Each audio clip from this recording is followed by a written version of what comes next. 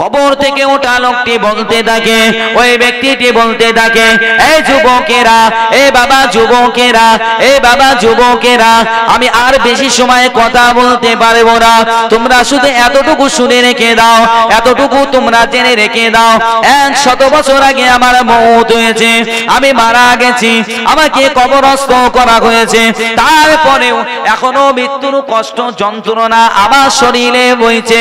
খবরদার খবরদার, আল্লাহ পাকের দরবারে তোমরা আবার দোয়া চাও, আবার দরখাস্ত জানাও, আল্লাহ পাক আমাকে যে হালাতে রেখেছিল সেই হালাতে আল্লাহ পাক যেন আমাকে আবার ফিরিয়ে নেয়।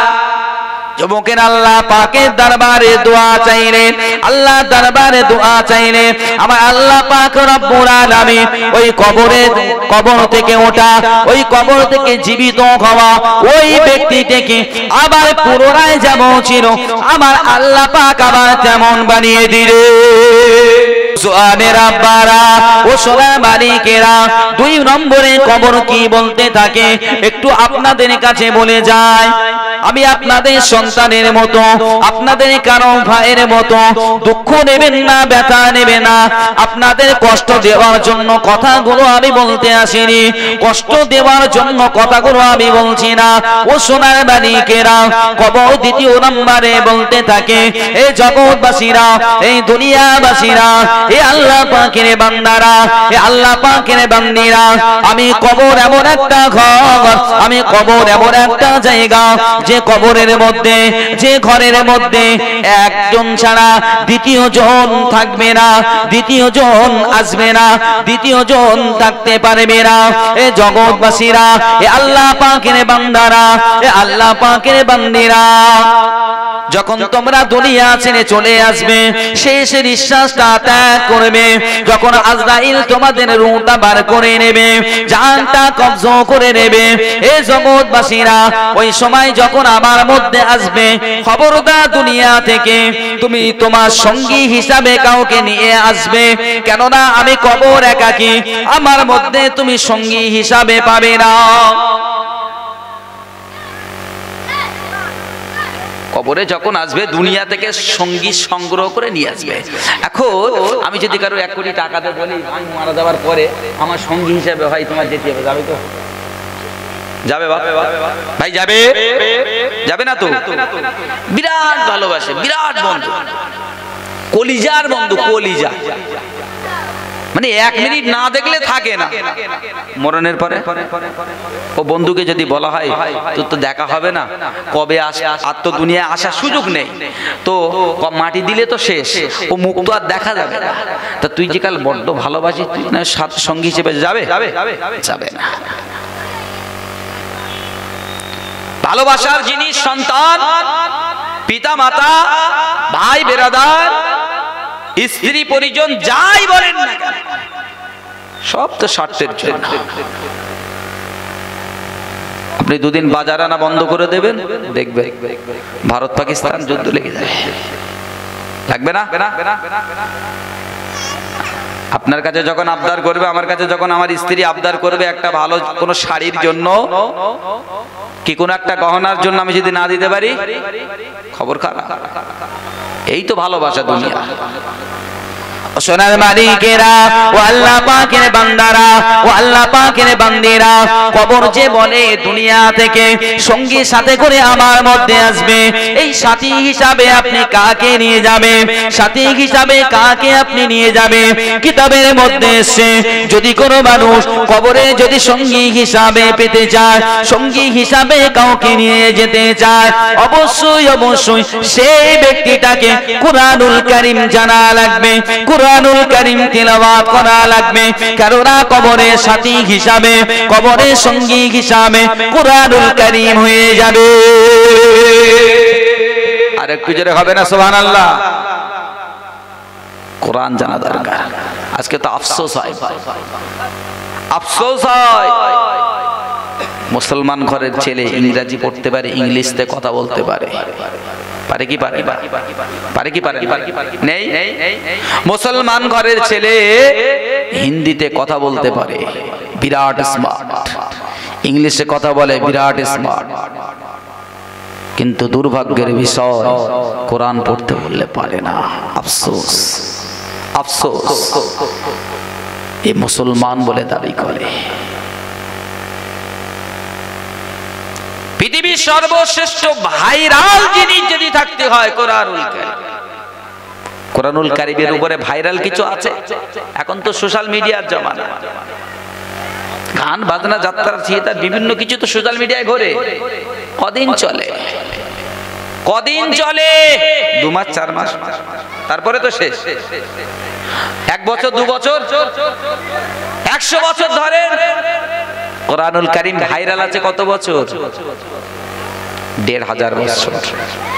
এই রাসূলুল্লাহ জামানা থেকে এখনো পর্যন্ত বাপ দাদা 14 পুরুষ ইমামের পেছনে দাঁড়িয়ে আলহামদুলিল্লাহি রাব্বিল আলামিন আর রহমানির রহিম মালিকি ইয়াউমিদ্দিন ইয়াকা না'বুদু ওয়া ইয়াকা নাস্তাঈন ইহদিনাস সিরাতাল মুস্তাকিম সিরাতাল লাযীনা আন'আমতা আলাইহিম غير المغضوب عليهم ولا الضالين।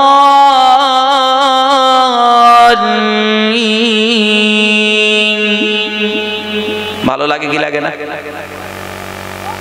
ভালো লাগে না এরকম কেউ আছে? যে শুনবে 5 ওয়াক্ত যদি শরিয়াতে যদি বিধান থাকতো যে 5টা ওয়াক্তের নামাজে উচ্চ স্বরে কিরাত পড়তে হবে, 5 ওয়াক্ত ইমাম তো সূরা ফাতিহা পড়তে হতো নাকি? উচ্চ স্বরে 2 রাকাত পড়তে হতো। কারোর অসুবিধা হতো? আমাদের অসুবিধা হয়? হবে না। এই কোরআন এত মধুময়, ওই জন্য কবর বলেছে তুমি কোরআন তেলাওয়াত করো। তুমি কবরে সঙ্গী হিসাবে যদি কাউকে পাও, সঙ্গী হিসাবে যদি কাউকে পেয়ে থাকো, সেটা কাউকে পাবে না।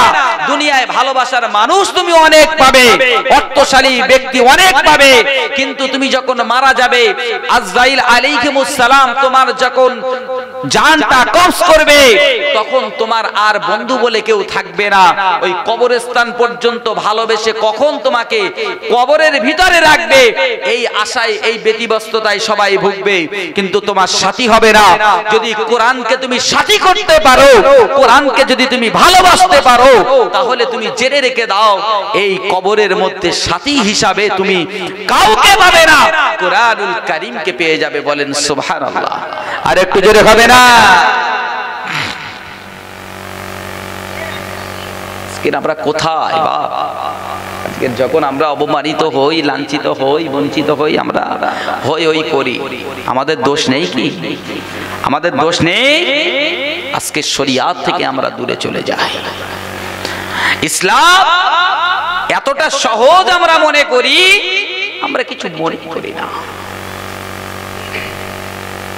বাপের রেখে যাওয়া সম্পত্তির উপরে সন্তানের মায়া বেশি থাকে না। দেখবেন মুরব্বী বাপেরা আছেন, বলতে পারবেন, বাপ 20 বিঘে রেখে গেছে, সেই জমি সেই অর্থ সম্পদের প্রতি যা মায়া, আর একটা ছেলে সে রোজগার করে ইনকাম করে 1 বিঘে কিনেছে, এই দুটোর মধ্যে মায়া থাকবে কোনটার বেশি? বলেন দিন দেখি।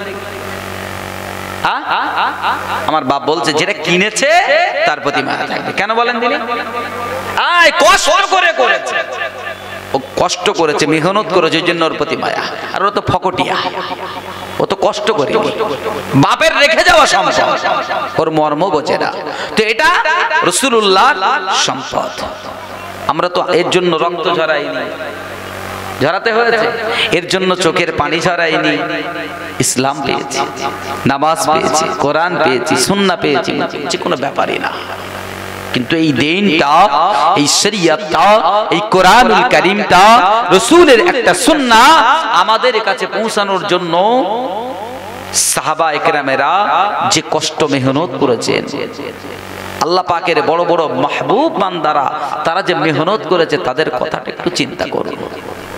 আপনি বুঝতে পারবেন ইসলাম কতটা সহজ, ইসলাম কতটা কঠিন, বুঝতে পারবেন, পার্থক্যটা তখন বুঝবেন। নওজওয়ানের আব্বারা ও সোনা মালিকেরা, আমি যে কথাটি আপনাদের সম্মুখে বলতেছিলাম, বনি ইসরাইলদের ঘটনা বলছিলাম, যে যুবক ছেলেরা রাস্তা দিয়ে ঘাটতে ঘাটতে কবরের নিকটে চলে গেছে, মউতের কথাটা জানতে ইচ্ছা হয়েছে, মউতের কথাটা জানতে ইচ্ছা হয়েছে, যে মউতের কষ্টটা কেমন, কবরের কষ্টটা কেমন জানতে বড় ইচ্ছা হয়েছে। কয়েকজন যুবক ছেলে একত্রিত হয়ে আলোচনা করতে শুরু করলো, এই মুহূর্তে যদি আমরা এখানে 2 রাকাত সালাত আদায় করি, 2 রাকাত যদি নামাজ আদায় করি আমার রব্বে কারীমের জন্য, আর যদি দুটো হাত তুলে রব্বুল আলামিনের জন্য যদি আমরা দোয়া করি যে আল্লাহ পাক রব্বুল আলামিন যদি কবর থেকে একজন মৃত ব্যক্তিকে জিন্দা করে মউত সম্পর্কে কিছু কথা আমাদেরকে শোনাতো, তাহলে কতই না ভালো হতো। আলোচনা করতে যে এখন যদি আমরা 2 রাকাত সালাত আদায় করে আল্লাহর কাছে দোয়া চাইতাম আর আল্লাহ যদি এমনটা করতো কতই না ভালো হতো। আলোচনা করতে করতে সবাই একটা মতে আসলো যে ঠিক আছে আমরা 2 রাকাত নামাজ পড়ে আল্লাহর দরবারে দোয়া করি। ও ঘাটবকুলতলায় গ্রামবাসী আমার ভাইরা, ও আমার আম্মা জানেরা বোনেরা, বনি ইসরাইল গোত্রের ওই সমস্ত যুবক ছেলেরা আল্লাহ পাকের দরবারে নামাজ আদায় করার জন্য প্রস্তুতি নিয়ে ফেললেন। সালাতে দাঁড়িয়ে গেলেন, সালাতে দাঁড়িয়ে গেলেন, নামাজে রত হয়ে গেলেন। 2 রাকাত করে সকলে নামাজ আদায় করলো। 2 রাকাত করে নামাজ আদায় করে আল্লাহ পাকের দরবারে 2 হাত তুলে দিয়েছে। আল্লাহ পাকের দরবারে 2 হাত তুলে রোনা জারি করে আল্লাহ পাকের দরবারে দোয়া চায়, ও রব্বুল আলামিন আল্লাহ পাক আমরা মৃত্যু সম্পর্কে জানতে চাই, মৃত্যুর যন্ত্রণাটা কেমন, মৃত্যুর কষ্টটা কেমন, যদি আমরা জানতে পারতাম আমরা একটু হুঁশিয়ার থাকতাম, আমরা একটু সতর্ক থাকতাম। ও নওজওয়ানেরা, ও আমার আব্বারা, ও আমার আম্মা জানেরা বোনেরা, আল্লাহ পাক রব্বুল আলামিন ওই সমস্ত যুবকদের দোয়াগুলোকে কবুল করে নিয়েছিলেন। এই যুবক ছেলেদের আমার আল্লাহ ভালোবাসে কোন সুবাদে জানেন? যুবক বয়স যখন দেহে ক্ষমতা থাকে, এই ক্ষমতা থাকা যুবকদেরকে আমার আপনার নবী বড় পছন্দ করতেন, বলি সুবহানাল্লাহ। ওই জন্যে সেই সুবাদে আমার আল্লাহ পাক যুবকদেরকে ভালোবাসে, বলেন সুবহানাল্লাহ।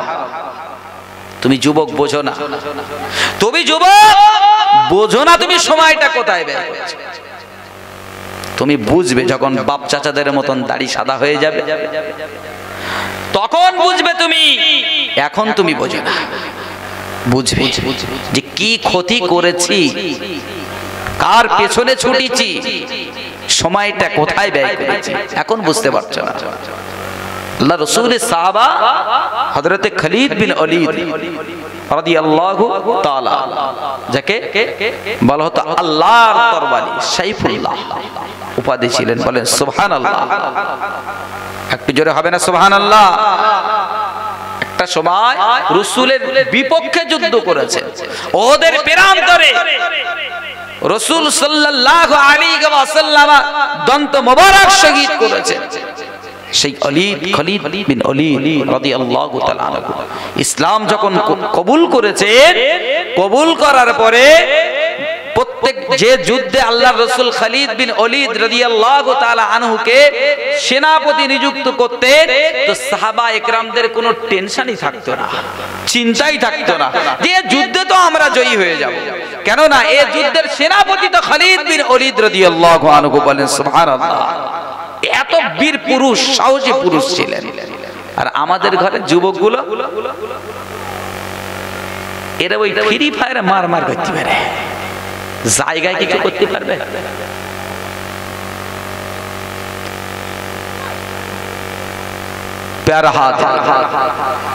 আমি যে কথা বলছিলাম, আল্লাহ পাক দোয়াটা কবুল করলেন। দোয়াটা কবুল করে আল্লাহ পাক রব্বুল আলামিন ওদেরকে জানিয়ে দিলেন, যাও যুবকেরা, তোমাদের দোয়াগুলোকে আমি আল্লাহ কবুল করলাম, বলি সুবহানাল্লাহ। নাউজুয়ানের আব্বারা সোনা বালিকেরা, বনি ইসরাঈলের যুবকগুলি নামাজ আদায় করলেন, আল্লাহ পাকের দরবারে দোয়া চাইলেন, আমার আল্লাহ পাক দোয়াটা কবুল করলেন। যুবকেরা দোয়া শেষ করলেন, মোনাজাত শেষ করলেন, উঠে দাঁড়ালেন, রাস্তা দিয়ে হাঁটতে শুরু করলেন। এমন সময় দেখতে পান কবর থেকে কে যেন উঠছে, কবর থেকে কে যেন উঠে আসে। তার গায়ে মাটি মাখা আছে, মাথায় চুলে সব মাটি লেগে আছে। মাটিগুলো ঝাড়তে ঝাড়তে, মাটিগুলো ঝাড়তে ঝাড়তে ওই যুবকদের সম্মুখে হাজির হয়ে গেল। যুবকদের সম্মুখে হাজির হয়ে বলতে থাকে, এই যুবকেরা, এই যুবকেরা, কেন তোমরা আমার রবের কাছে আমার জিন্দা হওয়ার জন্য দোয়া চাইলে? কারণটা কি বলো দেখি, তোমাদের ইচ্ছাটা কি, কি জানতে চাও আমাকে একটু শোনাও। ওই সময় বনি ইসরাঈলের যুবকরা বলেছিল, আমরা এই কারণে আল্লাহর দরবারে দোয়া চেয়েছি, মরণের কষ্টটা কেমন এটা জানার জন্য, এটা বোঝার জন্য আল্লাহর দরবারে আমরা আরজি রেখেছি, আল্লাহর দরবারে দরখাস্ত রেখেছি। ওই সময় ওই ব্যক্তিটা কবর থেকে ওঠা ওই ব্যক্তিটা বলতে থাকে, এ বাবা যুবকেরা, এ বাবা যুবকেরা, বাবা মরণের কষ্ট তোমাদেরকে কি শোনাবো বাবা? আমি মারা গেছি, আমি মারা গেছি, আমার মৃত্যু হয়েছে আজ থেকে 100 বছর আগে। কিন্তু যুবকেরা শুনে রেখে দাও, এখনো পর্যন্ত মউতে যে কষ্ট, মউতে যে বেদনা, মউতে যে কষ্ট এখনো পর্যন্ত যেন আমার দেখে বইছে। আল্লাহু আকবার। 100 বছর হয়ে গেছে কবরস্থ, সেই ব্যক্তি আল্লাহ জিন্দা করলেন। বলেন না সুবহানাল্লাহ। আমার আল্লাহ পারেন কি পারেন না? পারেন তো? আমার আল্লাহ সব পারে। পৃথিবীর কোন মানুষ যেটা পারবে না, কিন্তু আমার রব সেটা পারে। আমার রবের কাছে, রব্বে করিমের কাছে অসম্ভব শুনে ছিল না, নেই, থাকবে।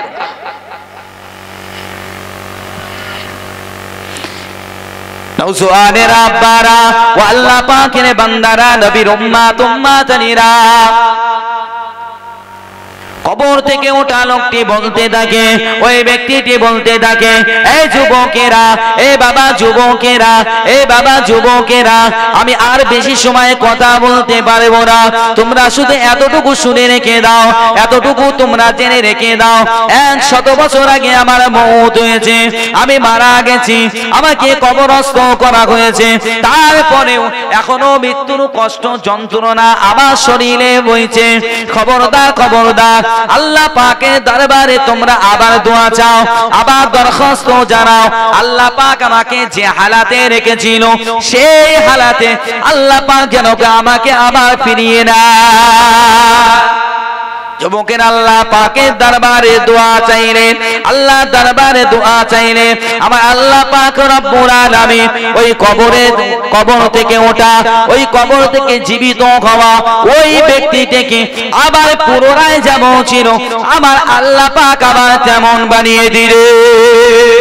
আর একটু জোরে হবে না সুবহানাল্লাহ? প্যারা হাত। কবরের কথা যদি আমরা না স্মরণ করি, আমাদের দ্বারা খারাপ কাজ হবে? হবে তো?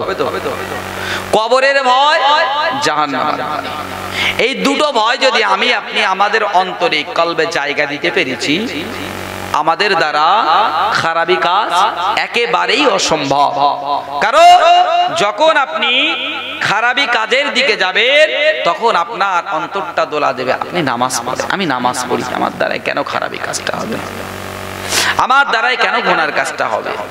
ওই জন্য আল্লাহ পাক বলেছেন, ভয় করার মতো ভয় করো, যে ভয়টা তোমাকে ঈমানটা রক্ষা করবে, যে ভয়টা সালাতটা পড়তে সাহায্য করবে। আর তুমি মুখে বলছো তুমি আমাকে ভয় করো, অথচ তুমি তোমার দ্বারা দুনিয়ার সমস্ত খারাপি কাজগুলো হয়, এমন ভয় করলে তুমি মুসলমান রূপে আমার কাছে আসতে পারবে না। মুসলমান হতে গেলে এগুলো লাগবে। শরিয়াত বিরোধী কর্মকাণ্ডে যাওয়া যাবে না। আল্লাহ পাকের বান্দারা, ও নবীর উম্মত উম্মাতানিরা, আমি কবরের কথা বলছিলাম, দুইটি কথা বলেছি।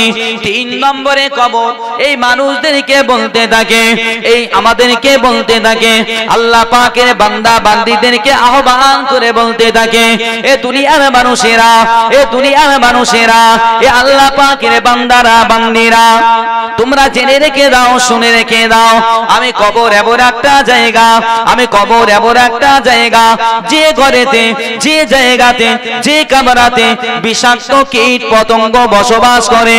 তোমরা শুনে রেখে দাও, এ দুনিয়ার মানুষেরা, এ আল্লাহ পাকের বান্দা বান্দীরা, দুনিয়া ছেড়ে যখন আমি কবর আমার মধ্যে আসবে, দুনিয়া থেকে কীটনাশক নিয়ে আসবে, বিষ নিয়ে আসবে, যেন সেগুলোকে ধ্বংস করা যায়।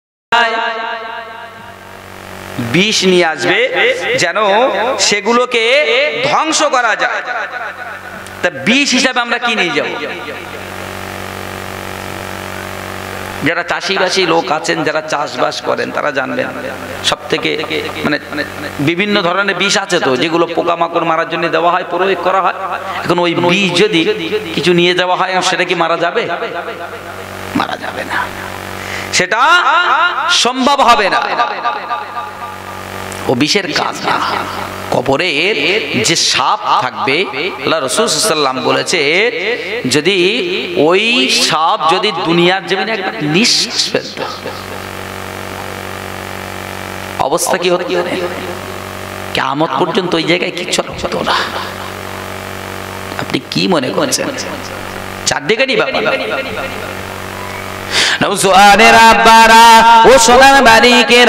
কবর আপনাদেরকে আমাদেরকে সম্বোধন করে বলে, আমাদেরকে সম্বোধন করে বলে, দুনিয়া থেকে বিষ নিয়ে আসবে। আপনি চাইলে দোকান থেকে বিষ নিয়ে যাবে, কি পরিবারকে আপনি ওসিয়াত করে যাবে, ওই বিষে আপনার কিচ্ছু হবে না, কিচ্ছু এসে যাবে না। ও সোনার মানিকেরা, কবরে যদি বিষাক্ত কীট পতঙ্গ গুলোকে যদি আপনি আমি ধ্বংস করতে চাই, কবর সাবধান করে বলে, এ আল্লাহ বান্দারা, এ আল্লাহ পাকের বান্দীরা, অবশ্যই অবশ্যই দুনিয়া জমিনে তোমরা বেশি বেশি করে দান সদকা করতে থাকবে। তাহলে কবরে আমি কবর আমার মধ্যে যখন আসবে, তখন ওই দান সদকা গুলো বিষের মতো কাজ করবে। আর একটু জোরে হবে না সুবহানাল্লাহ।